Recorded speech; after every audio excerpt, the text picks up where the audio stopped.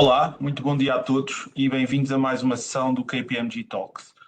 Começamos estas sessões após o verão com um tema que obviamente é muito crítico para toda a sociedade e que tem vindo cada vez mais a atingir o topo de todas as conversas e discussões que têm aparecido sobre aquilo que os CEOs e os responsáveis pela gestão e pela fiscalização das empresas têm como preocupação, mas também algo bastante mais extenso que toca todas as áreas da nossa sociedade. Falo, obviamente, da cibersegurança e neste que é o mês europeu da cibersegurança, a KPMG está a desenvolver um conjunto de iniciativas, quer com a comunidade de negócios, mas também com as escolas e vamos falar um pouco mais à frente sobre isso e daí um momento importante que quisemos marcar com esta Talks.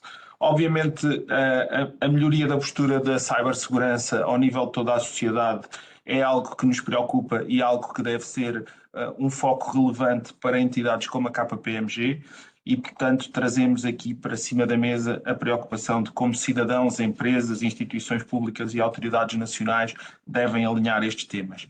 E para isso, nada melhor do que contarmos com o engenheiro Lino Santos, coordenador do Centro Nacional de Cibersegurança, para falar com o nosso colega Sérgio Martins, sócio da área da Advisory, também especializado nestes temas de cibersegurança, e que nos próximos 40 a 45 minutos vão falar um pouco connosco sobre as tendências de evolução dos incidentes de cibersegurança em Portugal, sobre os possíveis impactos da regulação que está neste momento a emergir sobre cibersegurança, sobre um tema que é relevante para a cibersegurança como para muitas outras áreas, que é o talento e a capacidade ou não que temos de atrair talento e depois, obviamente, os desafios da cibersegurança para o futuro. E sem mais delongas, passava a palavra ao Sérgio, relembrando que podem colocar no chat algumas perguntas. Nós vamos falar durante 40 a 45 minutos e depois teremos a oportunidade de responder a algumas das questões que sejam feitas pela audiência. Muito obrigado, Sérgio. Boa conversa. Miguel. Bem-vindos a todos a mais um KPMG Talks, desta vez vai endereçar o tema da cibersegurança, uma temática cada vez mais relevante nas organizações. Hoje temos o privilégio de ter aqui uma audiência casa cheia, temos mais de 200 inscritos nesta sessão, foi uma das maiores sessões em termos de audiência que nós tivemos nestas iniciativas e é sobretudo composta por executivos, portanto pessoas que lideram grandes e médias empresas, não só de Portugal, também temos aqui alguns inscritos de Angola e que no fundo são os primeiros responsáveis por promover uma cultura de cibersegurança dentro das organizações. Como o Miguel Afonso já introduziu, esta iniciativa é uma de várias que a KPMG está a desenvolver durante o mês europeu da cibersegurança. Para além desta sessão de KPMG Talks, estamos com iniciativas, nomeadamente o Cyber vai às escolas, onde vamos dar alguma consciencialização para os alunos sobre temas como cyberbullying e outros. Também vamos publicar um conjunto de infografias nas redes sociais durante as próximas semanas, portanto estejam atentos, para além de artigos de mídia e também alguns workshops internos para formar os nossos colaboradores internos nesta temática da cibersegurança. A cibersegurança veio de facto nos últimos tempos ganhar uma relevância cada vez maior, portanto a velocidade da digitalização da economia fez que cada vez houvesse mais serviços digitais expostos e isto aumenta a superfície de ataque, obviamente. Por outro lado, existe cada vez mais uma pressão grande do negócio e das organizações em disponibilizarem serviços digitais o mais rapidamente possível para os seus clientes. Isto também faz com que haja uma pressão grande nas equipas de IT para desenvolverem esses produtos e essa pressão faz com que, por vezes, existam aplicações que entrem em produção sem o devido acautelamento do ponto de vista de cibersegurança. Esta sessão 2, no fundo, também vem endereçar aqui a preocupação de muitos CEOs. Nós temos um survey que é o CEO Outlook, onde nós consultamos vários CEOs por todo o mundo, milhares de CEOs, e recorrentemente o tema da cibersegurança é considerado como um dos principais riscos que os CEOs têm de endereçar nos próximos 3 anos. Na última edição, portanto, a cibersegurança estava no top 10 dos riscos, ao lado de temas como a instabilidade geopolítica, alterações climáticas ou, mais recentemente, a escalada das taxas de juros.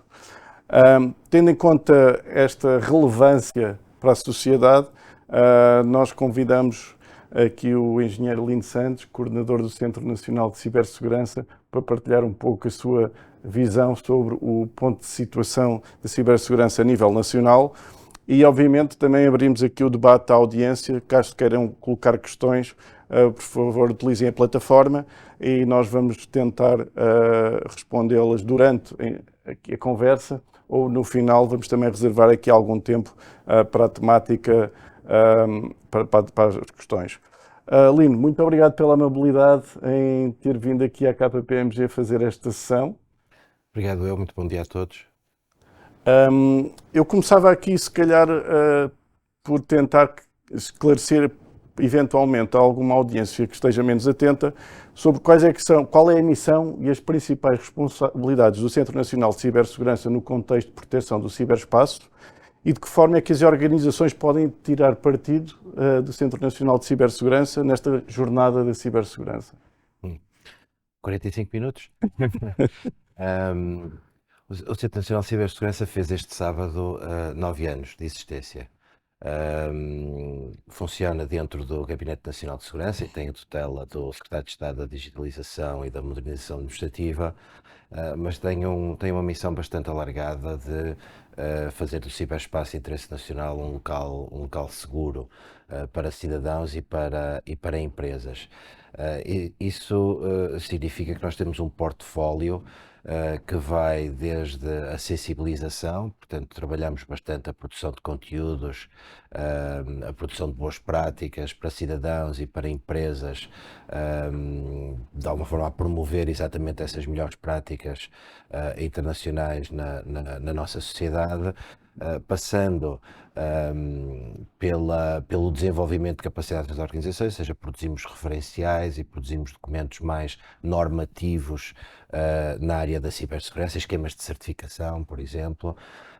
Portanto, isto dentro ainda de uma lógica de prevenção, até, digamos, na outra ponta do espectro, a coordenação da resposta a incidentes, ou seja, funcionamos também como elemento de coordenação de incidentes dentro do ciberespaço nacional, ou seja, por baixo disto, este portfólio de serviço assenta, obviamente, num quadro regulatório, que é o regime jurídico de segurança do ciberespaço, que prevê exatamente a produção destes normativos e algumas obrigações para aquilo que são operadores essenciais na sua atividade a introduzirem estas normas e aplicarem estas medidas de segurança. E obviamente depois temos em cima disso um regime de supervisão para verificação de que essas normas estão a ser cumpridas. Portanto, há aqui um leque bastante alargado de funções do Centro Nacional. Ok, perfeito. E uma das atividades que vocês têm desenvolvido nos últimos anos tem sido a elaboração de relatórios de cibersegurança sobre os principais incidentes em Portugal que têm acontecido. Eu tive a oportunidade de ler o relatório de 2022 e os incidentes de cibersegurança continuam não só a escalar em número, mas também em impacto. Pode-nos partilhar quais é que são os principais tipos de ataques, de ciberataques, que têm aumentado durante o último ano? Sim, nós produzimos anualmente um relatório, aliás, de uma colaboração estreita com outras autoridades e com outras fontes de informação que nos permitem ter uma visão não só do ponto de vista dos incidentes, mas também do ponto de vista do crime e até da vitimologia. Portanto, nós, Centro Nacional de Cibersegurança, não temos grandes números sobre número de vítimas, por exemplo, de campanhas de phishing. Para nós é um número 1, há uma campanha de phishing, não sabemos se foram 100, 200 ou 300 vítimas, e isso, digamos, aí o Ministério Público tem informação interessante para poder cruzar. Portanto, produzimos esses relatórios numa base anual com o objetivo de perceber e refletir o que passou no ano anterior, mas também, de alguma forma, tentamos antever o ano seguinte. Portanto, esse relatório de 22 tenta antever o ano de 23 e com isso também ajudar as organizações a direcionarem melhor a sua análise de risco. Portanto, um dos pressupostos básicos da gestão da segurança da informação tem na sua base uma análise de risco que as organizações devem fazer. E essa análise de risco significa valorar ameaças, valorar vulnerabilidades e valorar impactos. Ou seja, no que diz respeito às ameaças, nós tentamos com este relatório ajudar as organizações a perceber exatamente quais são as tendências, o que é mais provável de acontecer, e dessa forma valorar melhor estas ameaças na sua análise de risco. 22 foi um ano sui generis. Começou logo no dia 2 de janeiro com aquele ataque ao grupo Empresa, portanto isto num domingo, e tivemos de facto um ano onde tivemos um número muito anormal no número de incidentes que tiveram um impacto relevante e mediático na nossa sociedade. A empresa foi primeiro, tivemos o Grupo Germano de Sousa, a SONAI, a TAP, Forças Armadas, portanto tivemos um conjunto de ataques com um impacto bastante relevante. Isso foi, digamos, uma nota e uma diferença relativamente aos anos anteriores. O crescimento no número de incidentes em si não foi tão pronunciado como tinha sido nos anos anteriores, ou seja, nós desde que produzimos estes relatórios temos observado um crescimento na ordem dos 30% do número de incidentes a cada ano que passa. E no ano passado, apesar do contexto, isto também é importante, portanto, um contexto pós-pandemia, um contexto em que de facto tivemos uma digitalização forçada da sociedade, um contexto também de um conflito no leste europeu, o número de incidentes não cresceu nessa ordem, foi cerca de 15%, relativamente a 2021, mas, digamos, o impacto, esse sim, cresceu de uma forma exponencial. Também foi, digamos, o ano da explosão do ransomware em Portugal, um fenómeno que já vínhamos assistido há alguns anos, mas 2022 foi de facto o ano da explosão do ransomware em Portugal, explosão essa que se mantém em 2023. Portanto, isto caracteriza um pouco, relativamente à tipologia de incidentes, mantemos ou observamos uma tendência de estabilidade naquilo que são os ataques de phishing, os ataques de engenharia social, de uma forma geral, portanto, mais de 50% continuam a ser ataques desse tipo. Portanto, há aqui uma exploração do fator humano e eu acho que isso é importante realçar, que, digamos, é uma área que precisamos todos trabalhar e o Mês Europeu da Cibersegurança tem precisamente esse objetivo de sensibilizar, de alertar e de criar esta cultura coletiva de cibersegurança. E depois temos um crescimento do ransomware. Portanto, são essas as duas tendências mais fortes. Uma estabilidade em números elevados do que são os ataques de phishing ou de engenharia social e um crescimento do ransomware e do impacto que esse ransomware tem na nossa sociedade. Ok. Portanto, então, na perspectiva de cibercrime, os grupos organizados com objetivo de retorno financeiro são os principais atores no nosso panorama nacional, portanto. Sim, em número, sim. Portanto, de facto, a motivação financeira nos ataques continua a ser preponderante nos nossos dados. Portanto, quer os esquemas de phishing, quer os esquemas de ransomware, têm quase sempre essa motivação financeira por trás. Temos alguns sinais de mudança, precisamente em 2022, e digamos, aquela atividade do Grupo Lapsus no início do ano de 22 vem de alguma forma desmentir esta tendência, porque de facto observamos um conjunto de ações que não se caracterizam propriamente pela motivação financeira, nem sequer por motivação política, portanto nem sequer conseguimos caracterizar aqueles ataques no início de 2022 como ativismo puro. A melhor classificação que conseguimos encontrar para aquilo foi cibervandalismo, portanto foi de facto uma violência, entre aspas, gratuita, com destruição, sem qualquer aparente propósito. Temos também, e isso também é relevante, uma diluição da fronteira, aquilo que são que é o crime com motivação financeira, e as motivações, digamos, estratégicas, ou aquilo que são os ataques, digamos, suportados ou atribuídos a Estados. E o contexto da guerra no leste europeu veio de alguma forma diluir esta fronteira. A utilização de plataformas de cybercrime as a service por parte de milícias pró-russas tem sido observado com alguma preponderância por toda a Europa, menos em Portugal. Mas, sei lá, por exemplo, no leste europeu, na Polónia, na Estónia, na Lituânia, houve um incremento de ordem de 30% no número de incidentes com origem, ou melhor, motivados por este conflito no leste europeu, e parte deles são ataques de negação de serviço recorrendo a plataformas de ransomware as a service.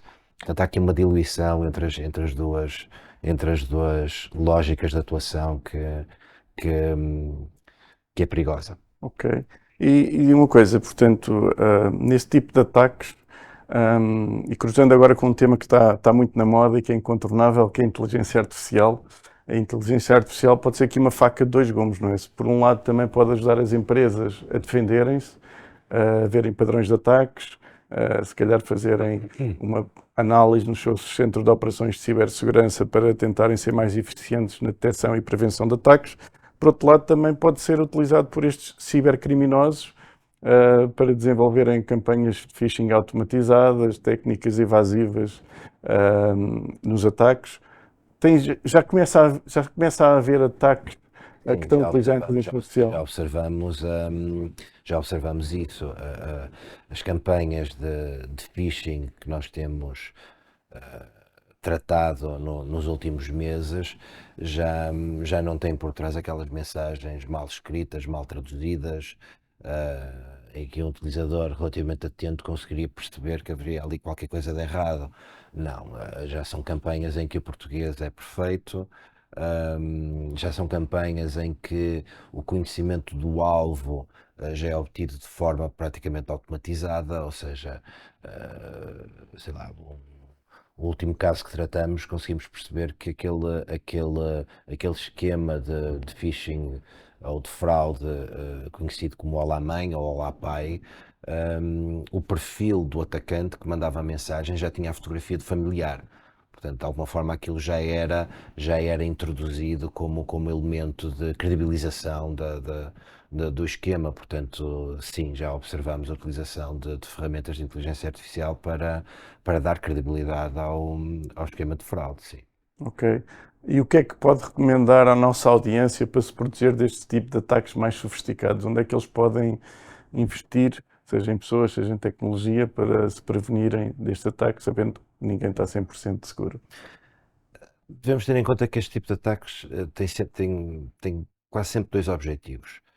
Um é o ganho financeiro e, portanto, neste caso, aquilo que nós sugerimos é que haja sempre uma verificação offline ou em canal paralelo da veracidade daquela transação ou daquela comunicação. Ou seja, se eu recebo uma mensagem aparentemente do meu filho a me pedir 120 euros ou 300 euros para comprar um telemóvel, utilizar um outro canal e telefonar ao meu filho e perguntar: tu queres mesmo os 300 euros para comprar o telemóvel, o que é que se passa, e não fazer transferência imediatamente. Portanto, fazer uma verificação. E isto aplica-se igualmente às empresas. Portanto, nós também tivemos um conjunto importante de vítimas de esquemas de CEO fraud, que são aqueles esquemas em que há uma mensagem para o responsável financeiro a pedir para alterar o número de uma conta bancária de um fornecedor, ou a pedir imediatamente uma transferência bancária, digamos, assumindo ou personificando o dirigente da organização, que tem poder para mandar fazer esse pagamento. Também aqui as empresas devem ter processos que garantam uma verificação, digamos, um novos fora novo, não é? Uma verificação de facto aquela mensagem é verdadeira. Portanto, ter algum tipo de processo que garanta isso. Portanto, é isto que nós aconselhamos para estes esquemas. E a dizer o outro esquema, outra das, digamos, dos alvos destes tipos de esquemas de phishing tem como objetivo a espionagem. Portanto, tem como objetivo invadir uma determinada infraestrutura, tipicamente um alvo de interesse, alvos estratégicos, órgãos de soberania, para efeitos de espionagem. Também aqui, aquilo que aconselhamos, obviamente, é uma verificação do canal. Ok, perfeito. Portanto, através de outro mecanismo. Ok. Agora mudando aqui de tema e passando um bocadinho para outro tema também relevante, que é a regulamentação, que tem sido, eu diria, um grande driver da evolução da maturidade de cibersegurança em alguns mercados. Eu recordo que quando foi o 11 de setembro, por questões de terrorismo, surgiu muita regulamentação nos Estados Unidos e fez com que os Estados Unidos, de facto, nessa altura, fossem talvez o pioneiro em termos de segurança cibernética. Nós na Europa também temos tido alguma atividade nesse aspecto, portanto existiu diretivas europeias que depois foram transpostas a nível nacional e depois nasceu o quadro de referência para a cibersegurança. E o engenheiro Lino Santos também já mencionou que já estão numa fase até de supervisão, portanto, desses regulamentos, inclusive já há inspeções, já li numa entrevista sua que inclusive já existem contraordenações. Qual é que é o nível de adoção neste momento deste quadro, sabendo nós que também só se aplica a operadores de serviços essenciais de forma obrigatória, não é? Qual é que é o nível de adoção e que trabalho é que ainda existe para ser feito para as empresas atingirem um nível de maturidade aceitável? Sim. O regime jurídico aplica-se não só àquilo que são designados operadores de serviços essenciais, que em Portugal são cerca de 460 entidades públicas e privadas, mas também à administração pública portuguesa. E, portanto, aí, digamos, o universo das entidades reguladas multiplica-se numa escala de 10, praticamente.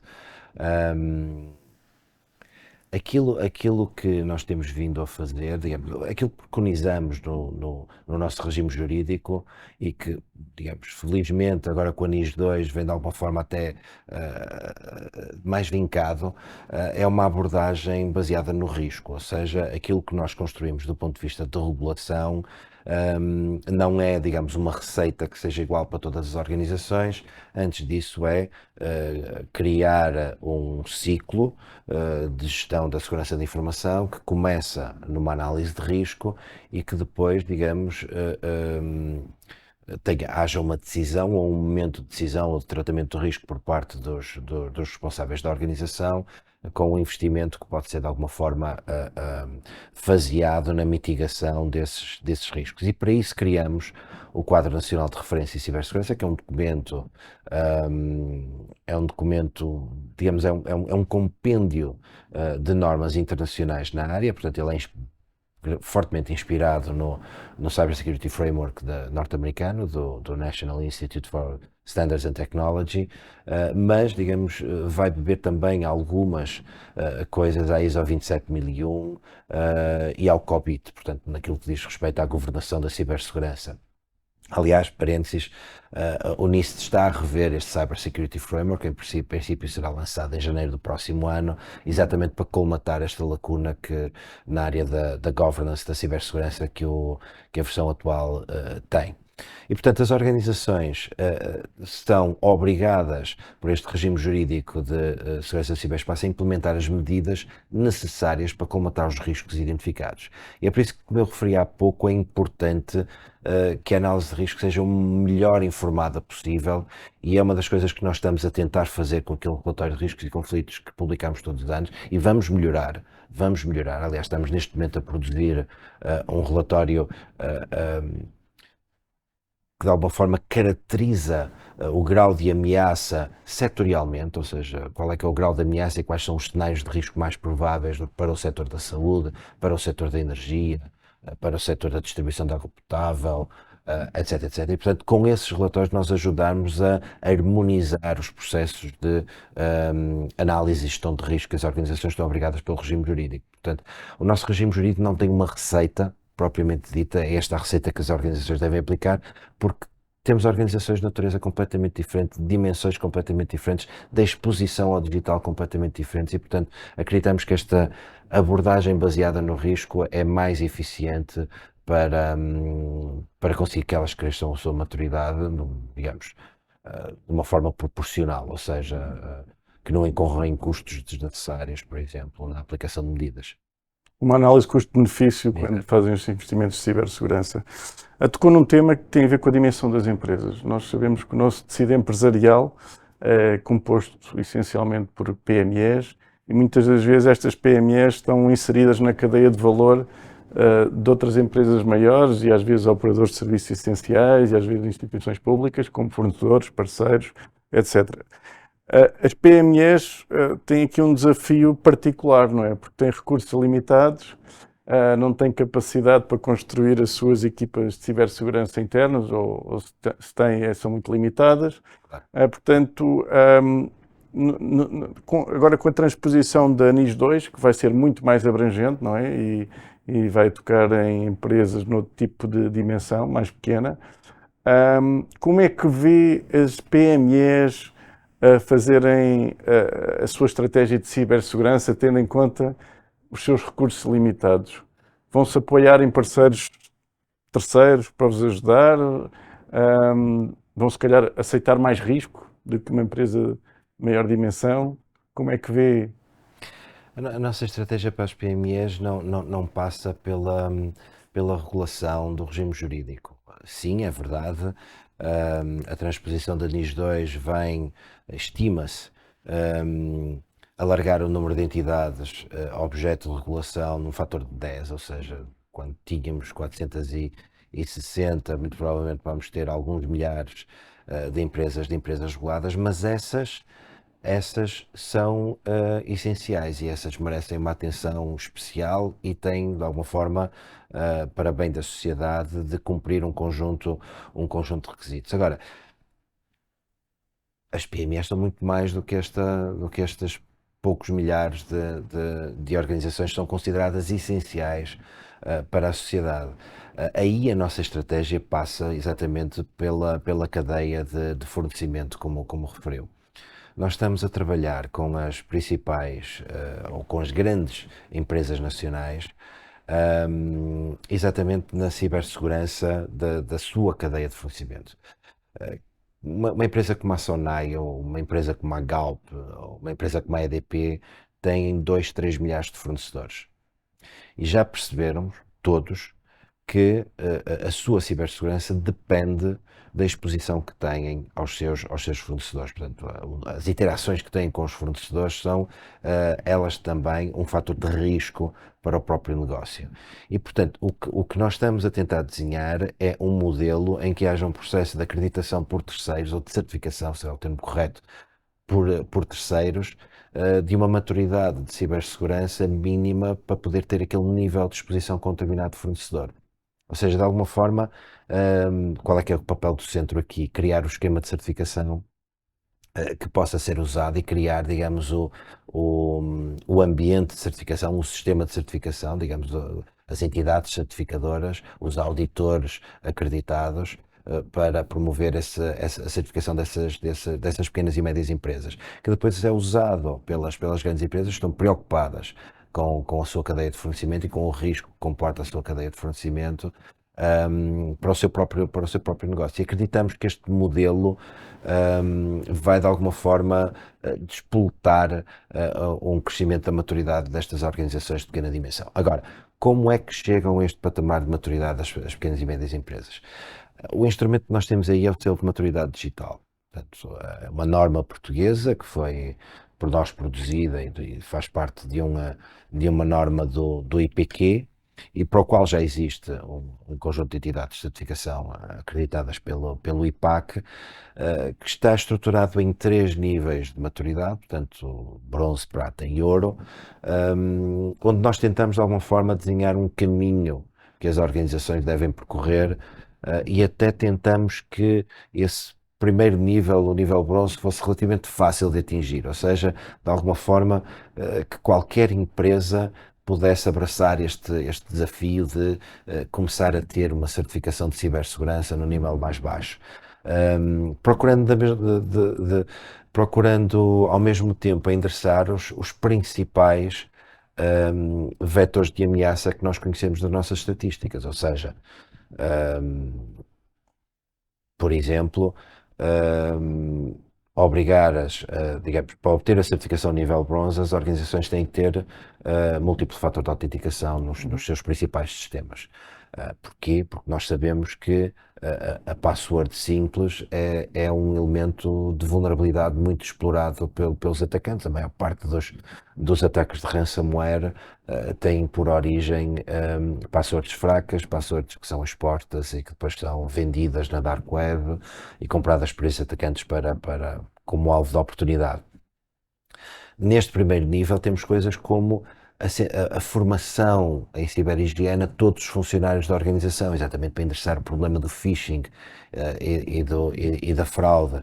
Ou seja, tentamos criar um caminho em que as organizações possam crescer ao longo do tempo na sua maturidade de uma forma relativamente fácil. Eu acredito e percebo quando diz que há falta de recursos para que de facto as pequenas e médias empresas possam ter dentro dos seus quadros responsáveis de segurança e técnicos de cibersegurança para realizar esta função, mas nós acreditamos que há um mercado nesta área e que organizações de pequena dimensão, sejam elas privadas ou mesmo públicas, recorram ao mercado na prestação destes serviços ou mesmo se organizem na prestação destes serviços a um conjunto, por exemplo, associações comerciais e industriais, no privado, no público, por exemplo, estamos a trabalhar muito com as comunidades intermunicipais para que possam de alguma forma prestar serviços básicos de cibersegurança ao conjunto dos municípios, portanto acreditamos nesta agregação de capacidades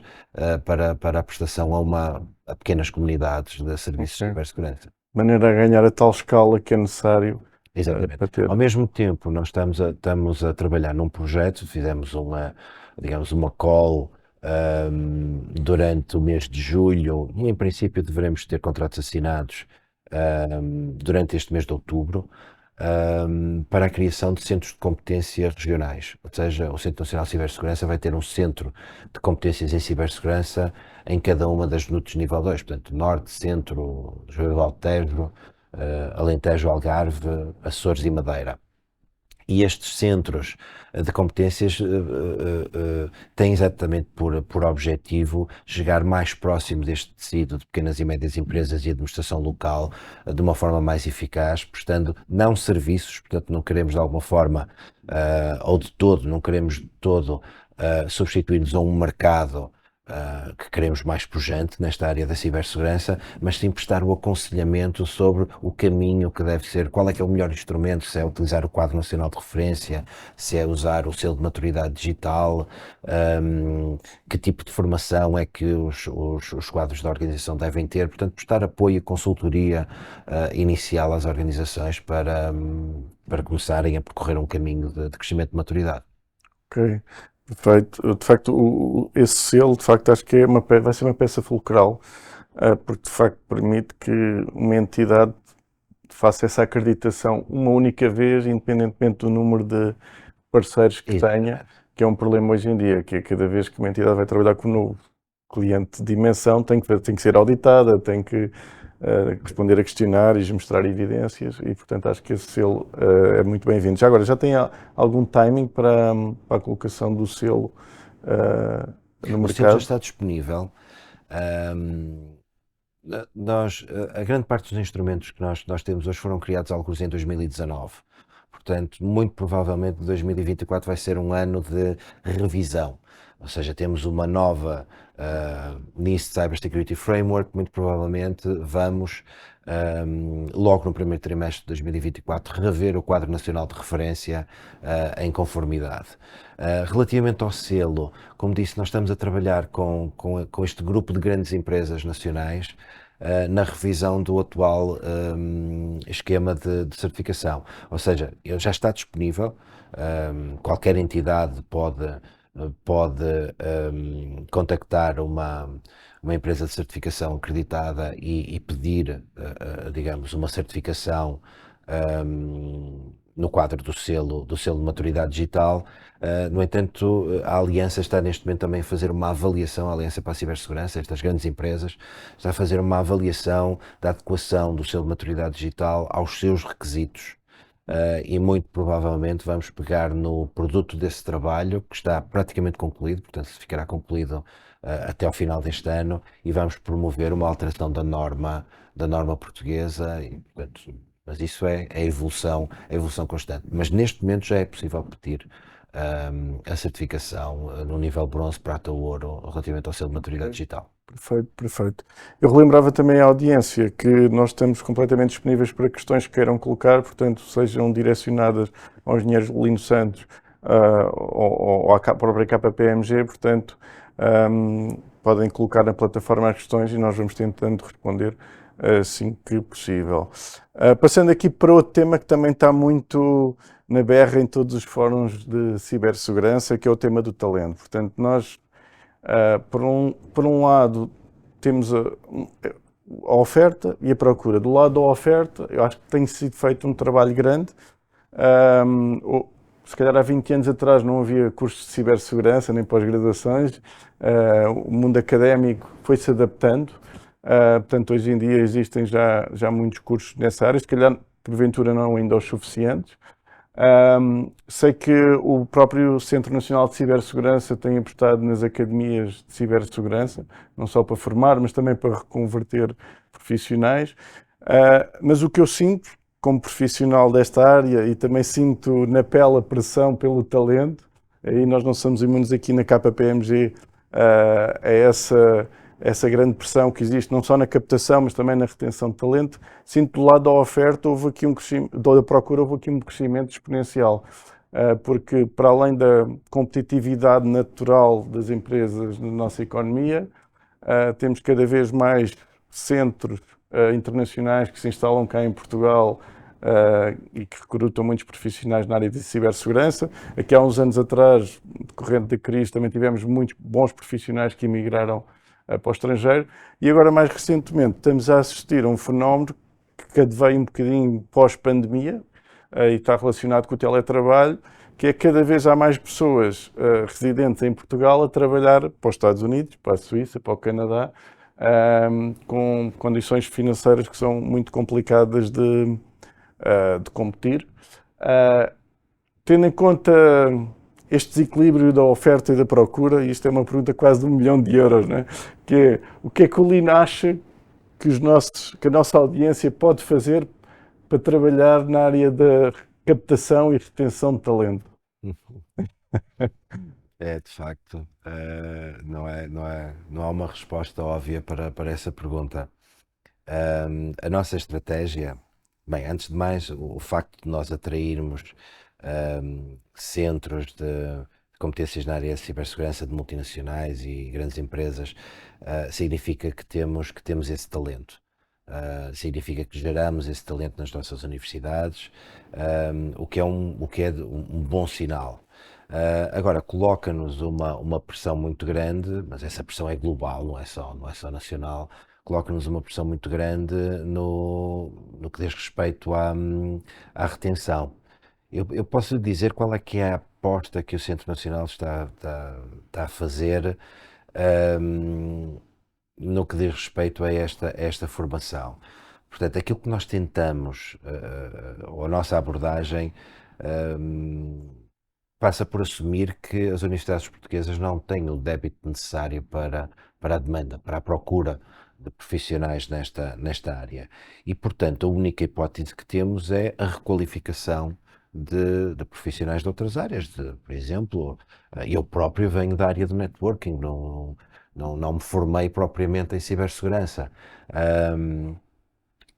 E para isso estamos de alguma forma a trabalhar em conjunto com todas as universidades e politécnicos portugueses na criação de pequenos cursos de formação que permitam esta requalificação paulatina de profissionais da informática e de outras áreas para o contexto da cibersegurança. E acreditamos que venha a ter sucesso, porque lá está, quer dizer, se temos a procura, obviamente vamos ter também o interesse dos próprios profissionais em se requalificarem nesta área onde existe uma grande procura. Portanto, essa é um bocadinho a aposta do Centro Nacional de Cibersegurança nesta área. Acho que é isto, não há muito mais a dizer sobre isto. Resposta do milhão de euros. De facto, um tema bastante complexo e difícil. Sim, sim. O desequilíbrio que existe entre a procura e a oferta, à semelhança de outras áreas, como na habitação, é de facto um problema difícil de resolução. E eu posso partilhar aqui um bocadinho também o caminho que nós temos feito aqui na KPMG, de facto, e temos cada vez mais aberto o espectro de contratações para os nossos quadros. Portanto, se antigamente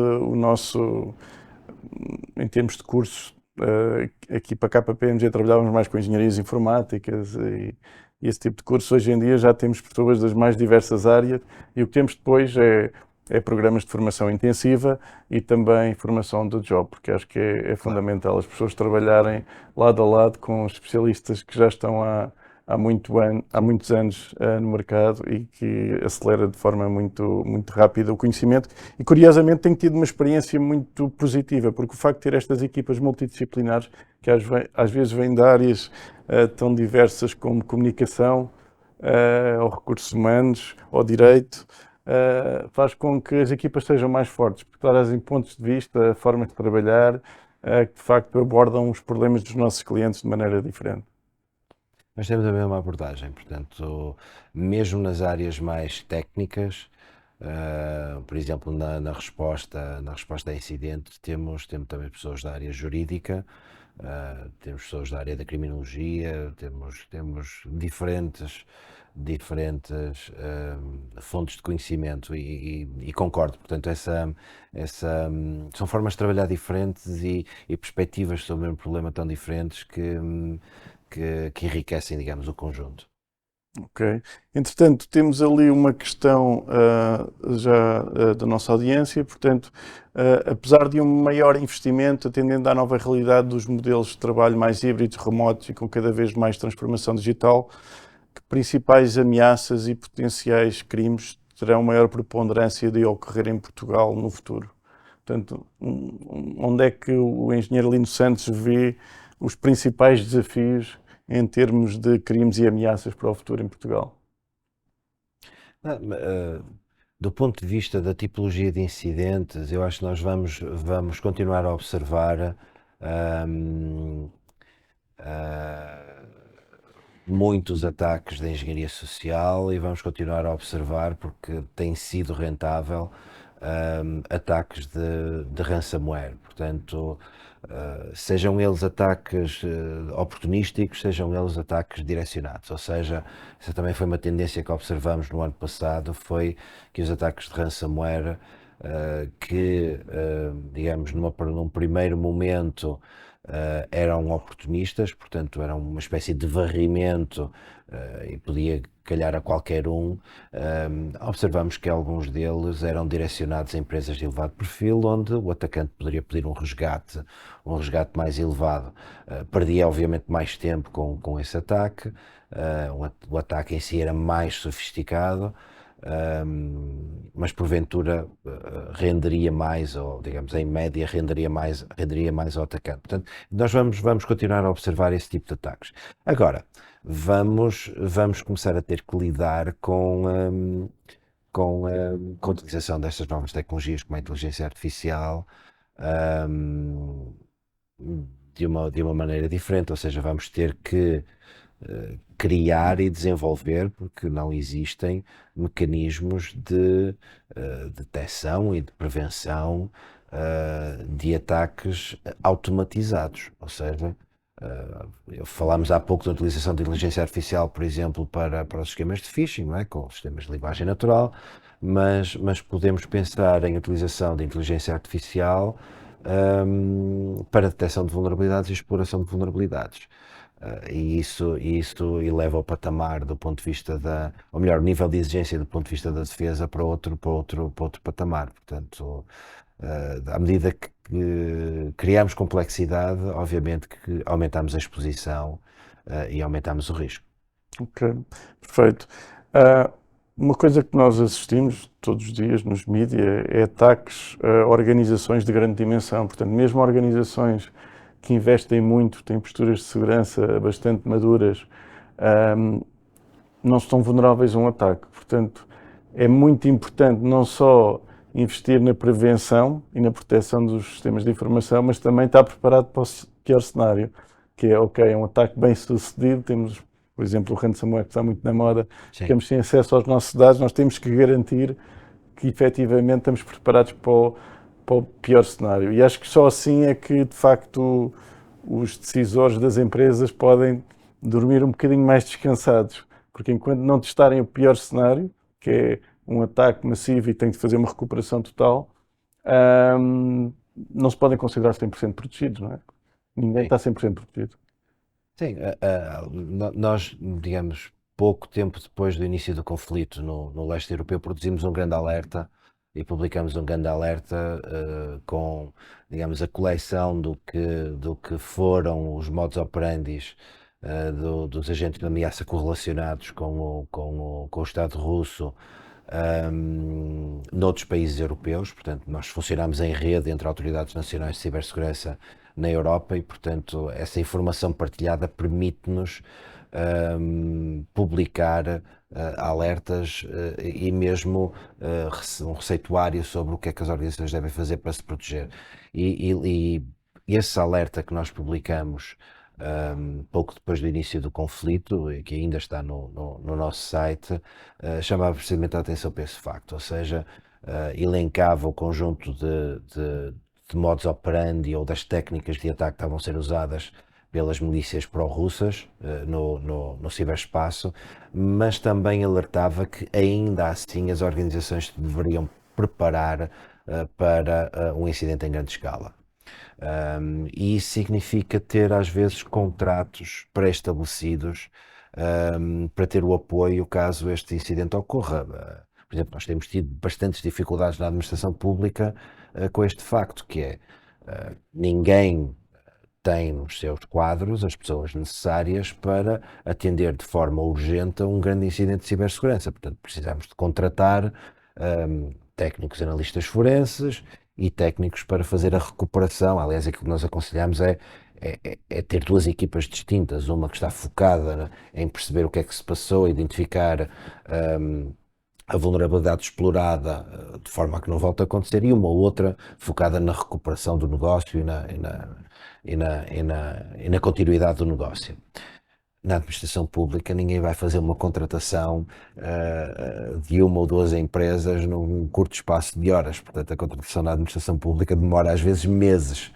Ou seja, nós de alguma forma com este alerta tentamos que as empresas se preparassem, tivessem um plano, inclusive tivessem contratos pré-estabelecidos para, no caso de haver um incidente, recorrerem àquela bolsa de horas para estas funções durante o incidente. Portanto, sim, temos que partir do princípio que um dia vai nos acontecer a nós e temos que ter os mecanismos e os processos montados para responder de forma eficaz e com isso minimizar o impacto do incidente. Ok, perfeito. Entretanto, o engenheiro Lino Santos acabou por já responder esta questão que estava relacionada com os impactos decorrentes no conflito da Ucrânia, e já percebemos que o CNCS já emitiu uma série de alertas. Relativamente a um tema mais recente que tem a ver com o que está a acontecer em Israel, na faixa de Gaza, o Centro Nacional de Cibersegurança já antevê algum potencial impacto na sociedade e na área do ciberespaço? Todos estes eventos têm impacto naquilo que é a avaliação da ameaça, e isto numa base diária. Semana passada, por exemplo, tínhamos a expectativa do Zelensky visitar Portugal. Isso obviamente gerou alarme na nossa equipa que faz a avaliação da ameaça e obviamente estivemos bastante atentos a essa possibilidade que com certeza iria desencadear algum tipo de conflito também contra o nosso país, neste domínio.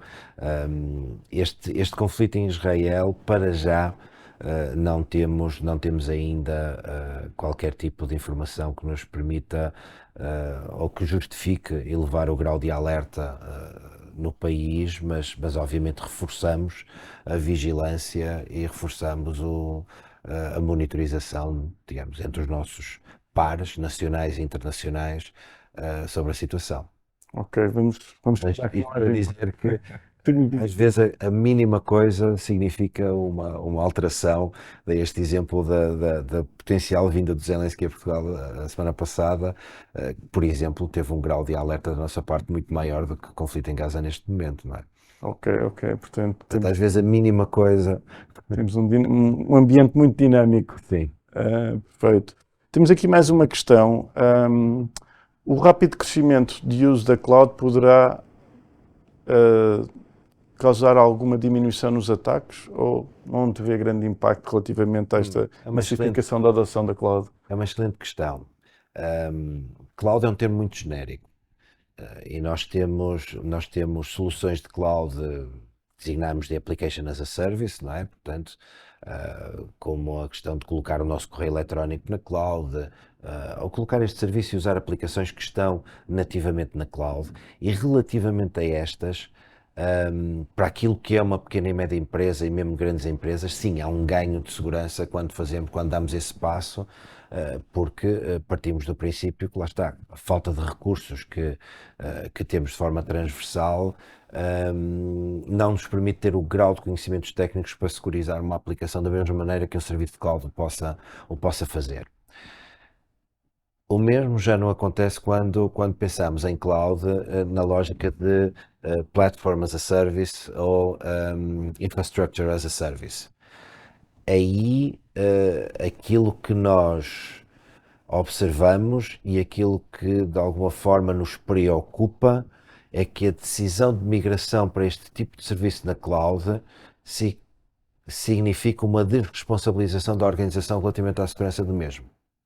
Se nós olharmos para a necessidade de configuração e os requisitos de securização de uma infraestrutura do tipo Platform as a Service ou Infrastructure as a Service, ela ainda é exigente para o lado da organização que contrata o serviço. Ou seja, a migração para a cloud não significa, desculpem-me a expressão, que eu vou poder despedir o responsável de cibersegurança porque a empresa A ou a empresa B me vai tratar da segurança da minha infraestrutura. Não, bem pelo contrário. Requer uma grande atenção e grandes conhecimentos do lado dos técnicos da organização que subscrevem este tipo de serviço. Portanto, aqui não é linear que a migração para a cloud signifique de imediato uma melhoria da cibersegurança. Depende do tipo de serviço de cloud que estamos a utilizar. Mas pode ser, de facto, um veículo para as PMEs que não tem assim tantos... Naquilo que se chama Application as a Service, sem dúvida. Exatamente. Já. Para a cloud, como duplo fator de autenticação. Exato. Nós falamos aqui de ataques às vezes muito sofisticados e perpetrados por atores de crime organizado, bastante com inteligência artificial e outras técnicas avançadas, mas depois o que nós vimos nas estatísticas é que muitas das vezes a maior parte dos ataques acabam por explorar coisas muito básicas de falta de ciberhigiene ou consciencialização dos utilizadores, ou uma atualização que não foi feita de um patch, de uma aplicação que já saiu há um mês, mas não fizeram update. Recomendação tem para as organizações em termos de priorização dos seus investimentos, tendo em conta que ainda tem que ser feito muito na parte da ciberhigiene versus a outras áreas mais complexas e mais sofisticadas. O recurso a sistemas de patching e a atualização de software é um dos elementos fundamentais da cibersegurança. Aliás, faz parte do nível mais básico de certificado do selo de maturidade digital. Bronze. Do bronze, portanto. Isso exatamente porque é um dos vetores, dos principais vetores de entrada dos atacantes, por exemplo, naquilo que é o Ransomware as a Service. Aquilo que eu aconselho às organizações é de facto a terem uma política de atualização dos seus equipamentos com due diligence, portanto com diligência, portanto nós observamos bastante a exploração ativa de vulnerabilidades que às vezes têm um ano de existência. Tentamos também perceber o porquê da não atualização e há sempre dois fatores que estão por trás desta não atualização. Uma delas é a falta de investimento, às vezes contratos de manutenção que expiram e não são renovados, e uma ou outra falta de recursos para manter o software atualizado.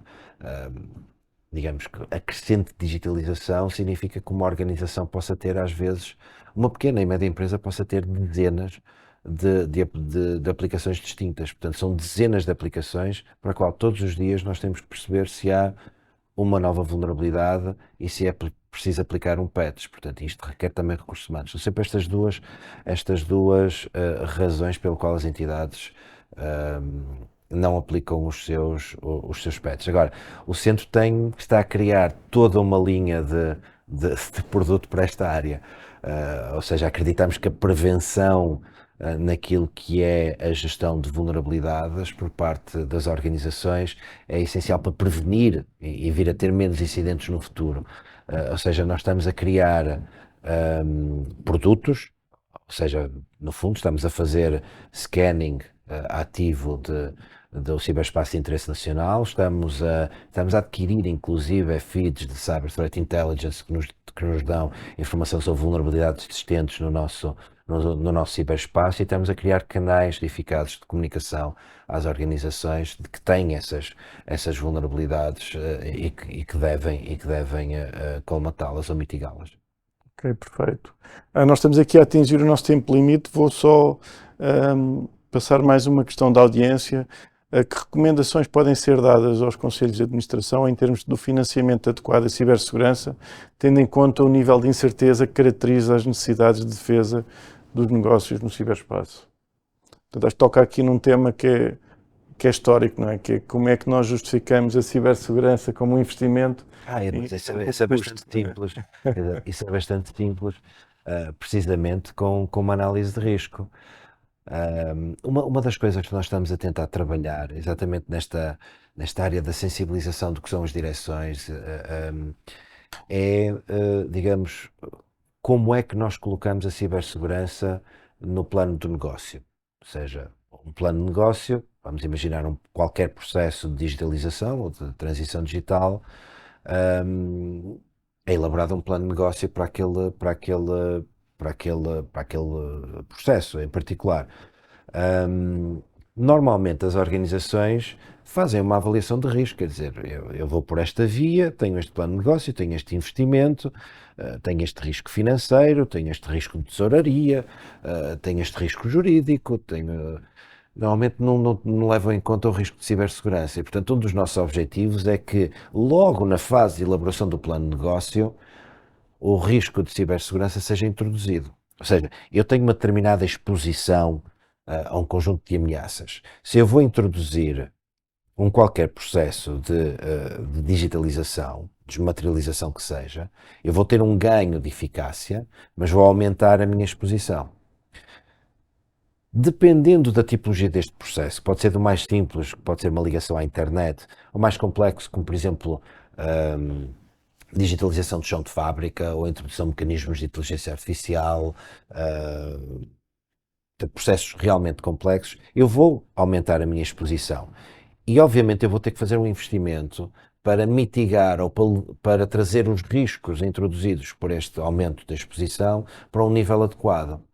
O plano de negócio tem que ter essas contas, não é olhar exclusivamente para o benefício daquele processo de digitalização, não é? O ganho de eficiência, o alargamento do mercado, mas também contar com o investimento que é necessário para trazer o risco ao nível aceitável. E esta é um bocadinho a luta que nós temos com os dirigentes, é de facto tentar introduzir esta avaliação de risco de cibersegurança logo na fase do plano de negócio. No limite, esperemos que não, mas no limite nós podemos chegar à conclusão que se calhar o ganho face ao custo, face ao investimento que eu tenho que fazer em cibersegurança, não justifica aquele plano de negócio.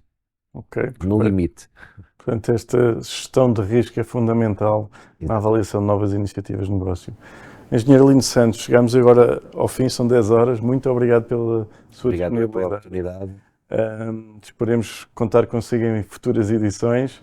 Obrigado pela audiência, esperemos que tenha sido uma KPMG Talk produtiva nesta temática tão relevante como é a cibersegurança. Muito bom dia a todos.